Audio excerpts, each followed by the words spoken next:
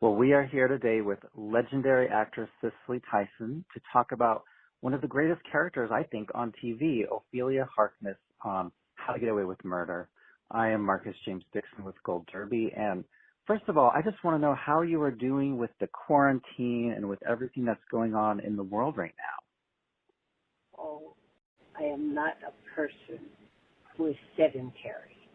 I am a person who moves like a bee, okay? And that's the way I've been ever since I was a child. So having been incarcerated for the last 4 months does not make me feel comfortable at all. I understand the circumstances, and I think it's one of the worst things that I've witnessed in my lifetime. I do remember my mother and father, when I was a child, at the dinner table, they would talk about the Depression and how the world had changed, certainly here in the United States, and how people were jumping out the window and killing one another and losing their minds because of the state of affairs at that time.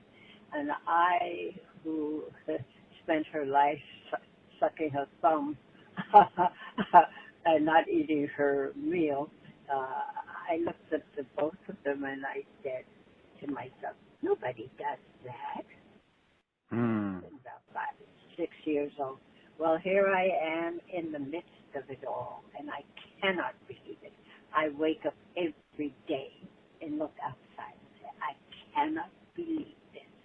I never thought I'd live long enough to witness anything like this in this country or in the world.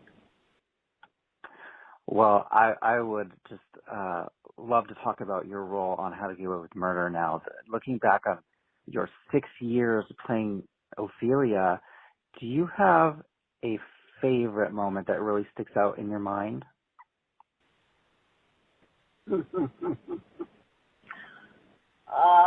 Yes.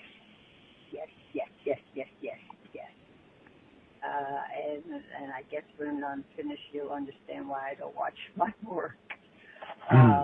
It was in the first season, and it was episode 13. I think it was entitled Mama is Here Now. And it's the scene in which she tells Annalise what happened to Uncle Clyde. Uncle Clyde obviously had done something wrong to Annalise, and her mother found out sometime after, and she secretly made a pact with herself that she would not get away with it. And that's the scene. She's sitting between her mom's legs, and her mom is combing her hair. And while she's combing her hair, she's telling her the story about how Uncle Clyde died. I remember that scene. That was a very impactful, emotional moment on the show, and that's also the moment that sticks out for me. Such a powerful moment. Oh yeah. And somebody like Ophelia, who suffers from dementia, what was the most challenging part about playing someone like that? Like, you know, it's this extra layer to the character. Well, frankly speaking, do people who have or who suffer from dementia, do they know that they're suffering from dementia? Do they know? I don't think they know. I think that they're treating their lives as it go on from day to day as natural and normal. It's people that we are surrounded with that become aware of the change.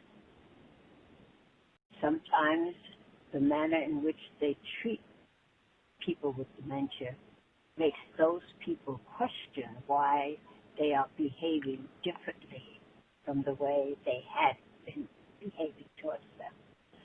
I, frankly, and so that's the way I treated her. Mm-hmm. I mean, she didn't think anything was wrong with her.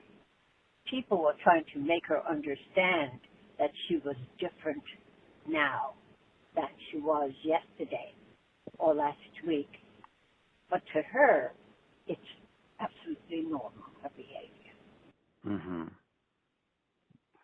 And now that the show is over, what will you miss the most about working side by side with your fantastic leading lady, Viola Davis? I will miss her deeply.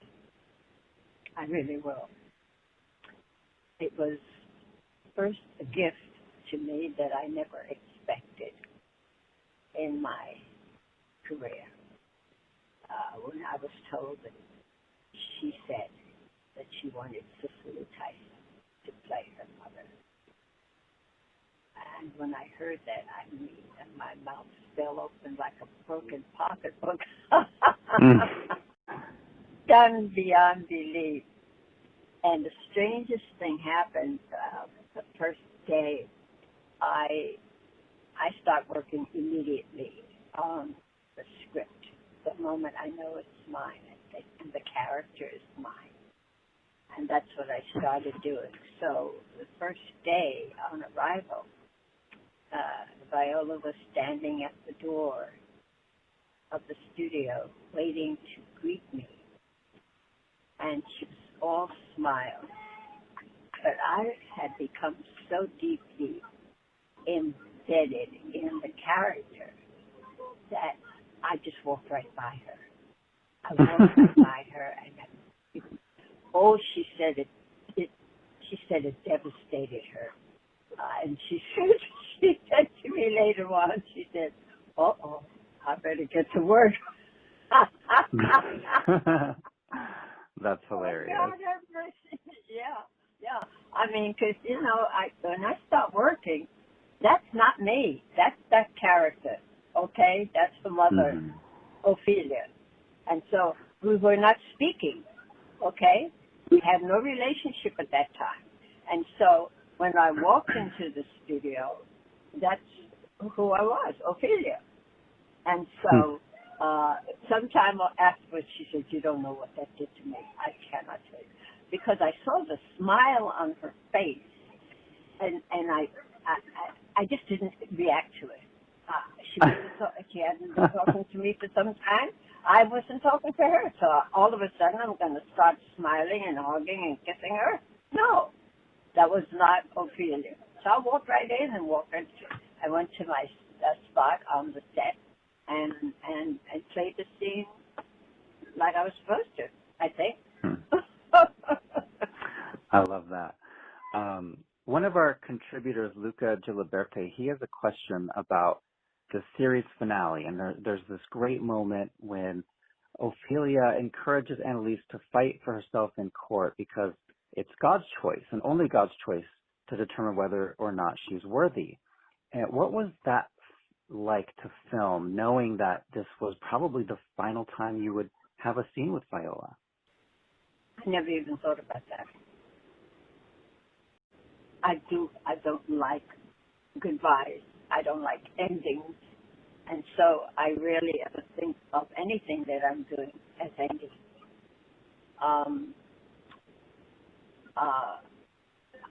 I realized,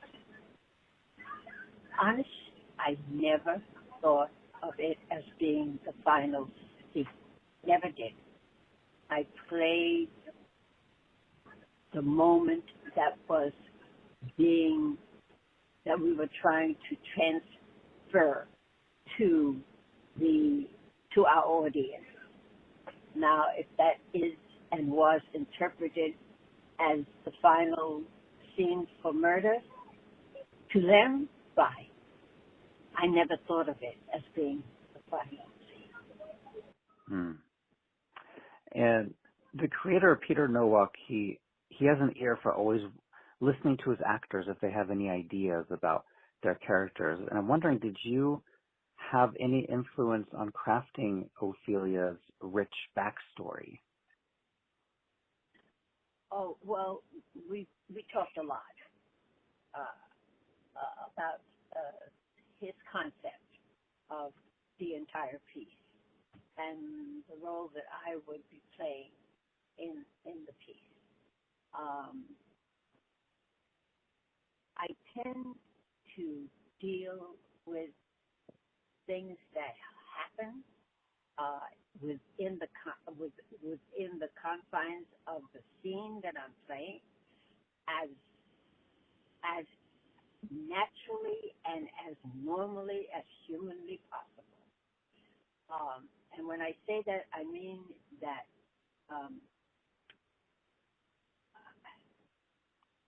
it's hard for me. I always said if I could explain what I was doing in acting, I would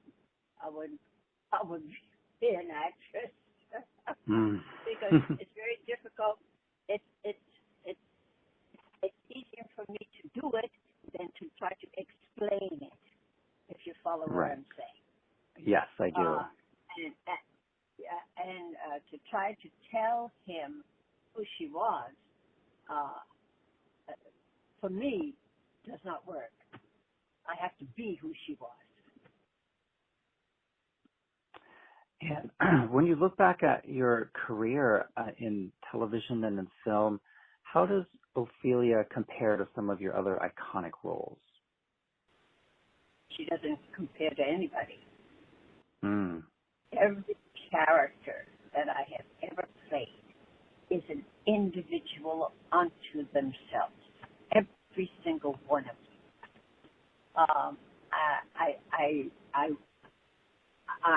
I wouldn't say that Jane was like Rebecca or Rebecca was like somebody else that I played. I wouldn't. I don't even think about them. They are individuals, and that's why I choose them, because they are different, each one. And that's the challenge for me. Okay, to make you see this person as someone that you have never met before. And that's what excites me when I read a script. When I read a script, one of two things happen to me. Either my skin tingles or my stomach churns.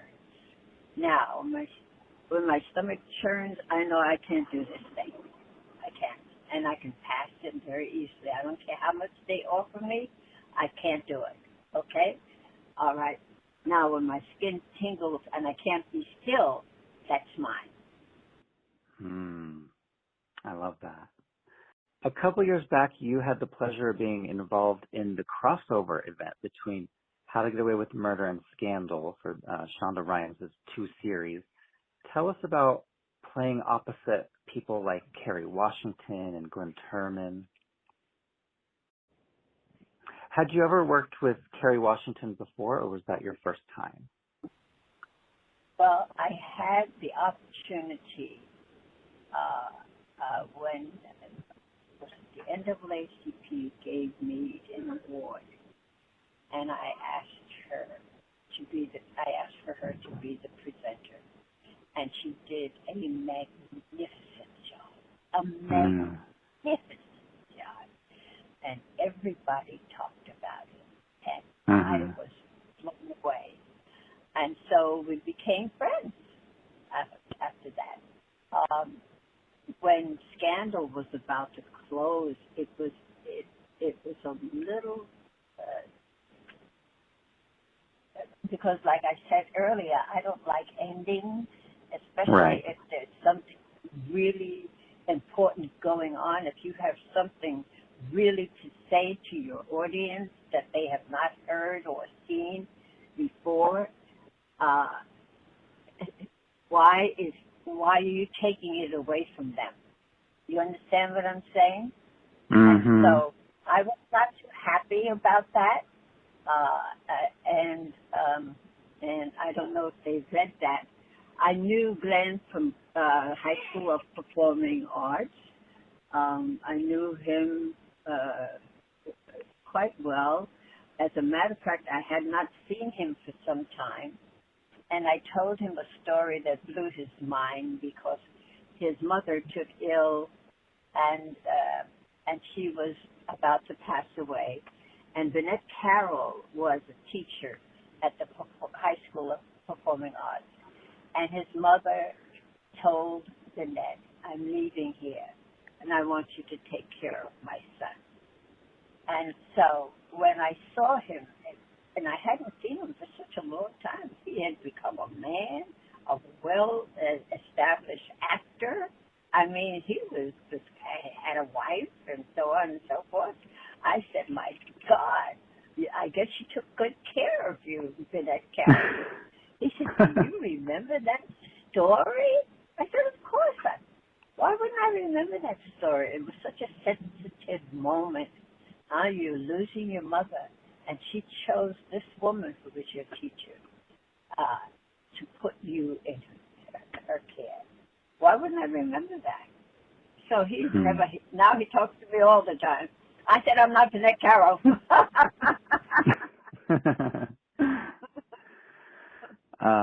Last year, you won an honorary Oscar, and you were later inducted into the Television Hall of Fame.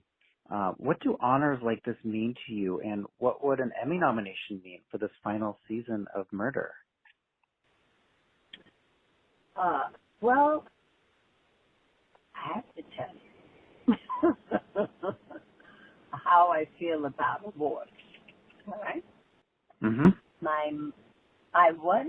I think it was maybe the first time I was nominated for something. And I didn't get it. And I came home a little downtrodden. And so when I walked in the house, my mother said, what's the matter with you? I said, nothing. And I went into my room and I closed the door. She waited for a good 10, 15 minutes. And she didn't knock on the door. She just opened the door and she looked at me. I was sitting on the edge of the bed and she said, what's the matter with you?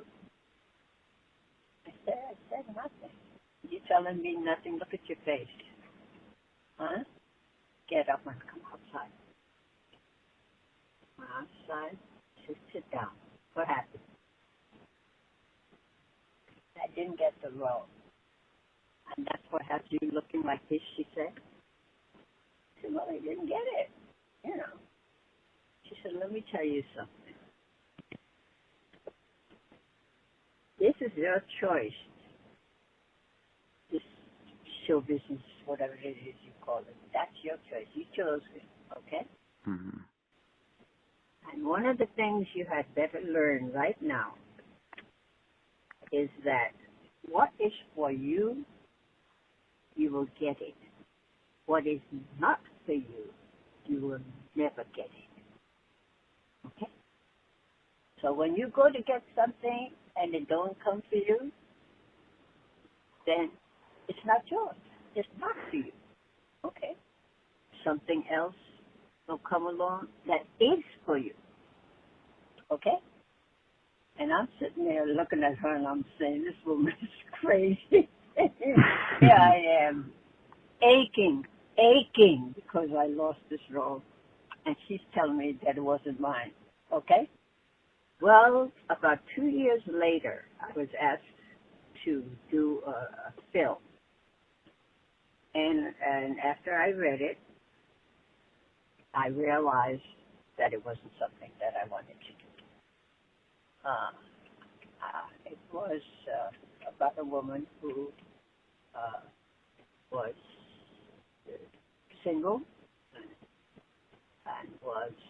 and had 5 children, each for a different male. And I simply said, that's not the kind of woman that I want to project. Right. Okay? And I passed on it. Now, the head of 20th Century Fox came to me and said, why did you do that? That's a fabulous role. And you just got down there. You probably would have gotten nominated for this. I said, it's not the kind of woman that I want to project. Okay? And they tried to talk to me and talk me into, reconsidering. The woman who wrote it,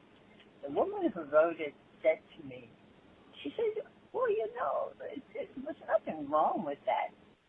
She said that there are women like that. I said, I know that.